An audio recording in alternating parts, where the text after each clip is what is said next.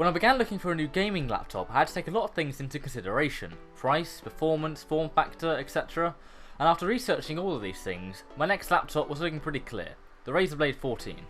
However, after finding out that Razer don't actually ship to the UK, I ended up going with the MSI GS40, a laptop with very similar features and design cues to the Blade, such as a 14-inch screen at 970M, but with some better features such as DDR4 memory and ultimately a much lower price tag. Welcome then to my review of the MSI GS40, my first Windows laptop in 5 years and my first gaming laptop full stop. So starting off with the specs, we've got a quad-core i7 6700HQ processor, up to 32GB of DDR4 memory. My particular configuration has 8, a 970M with 3GB of VRAM, a 128GB PCIe SSD, a TB hard drive and a 1080p IPS display. Moving on to I/O, on the right side we have a USB Type-C port, a USB 3.1 port, HDMI 1.4 and an exhaust vent. On the left there's an Ethernet port, powering connection, an SD card reader and 2 separate headphone and microphone jacks. And finally on the back we have a low mini DisplayPort connector.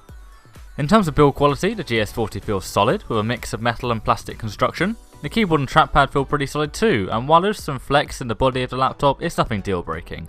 The laptop is also surprisingly light considering all of the stuff packed inside of there. However, I would have preferred it if the trackpad didn't require so much force to click and if it was a little closer to the edge of the laptop so I can casually rest my thumb on the end. While we're on the subject of criticisms, the power button is way too easy to press when holding the laptop. I put it to sleep countless times and I haven't even known it for a week yet. The screen also doesn't go back very far and is very thin with a lot of flex. However, as thin as that screen may be, it could be one of the top selling points to this laptop. The colours look vibrant and sharp, and the MSI True Colour software it comes with is pretty cool for allowing you to change the colour profiles for a lot of different scenarios. It is an IPS panel, which means it has excellent viewing angles, but unfortunately suffers from some backlight bleed, although it's barely noticeable. The metal finish on the laptop is also a massive fingerprint magnet. Now let's take a look at performance. In 3D Mark Firestrike it got a score of 6,707, and games such as GTA 5 and Civilization 5 were able to run at over 60 FPS with a combination of medium to high settings. Fallout 4 ran on ultra settings with a pretty smooth 50 to 60-ish frames per second, and the Heaven benchmark ran at a pretty solid 30 FPS on the medium preset. If you're looking for something to compare it to, I found it to be either slightly less powerful or on par with my old GTX 960. Now for some bad points again. The bezel is a little too thick for my liking, and the laptop does run very hot and get quite loud during use. Take a listen. While I haven't had a chance to properly test the battery, I found that it can drop to 80% or so after browsing the web or using Microsoft Office for an hour or so.